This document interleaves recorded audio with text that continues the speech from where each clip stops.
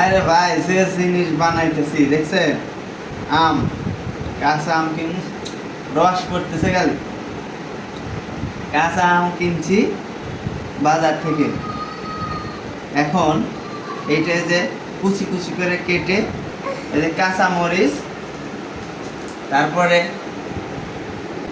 খান্ডুসখালি লবণ, একটুখানি খাঁটি সরিষার তেল, রস ভাই। কাকুর মুখের রস আসলে কিন্তু আমার দোষ নেই। ভাই রস আছে নাকি? মুখের রস আইলে গিলে খাওয়ালাম।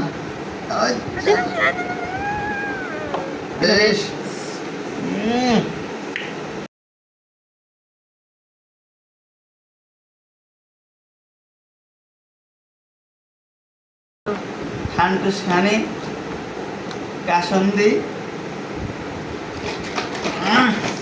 নষ্ট দেবে দিয়ে দিচ্ছি।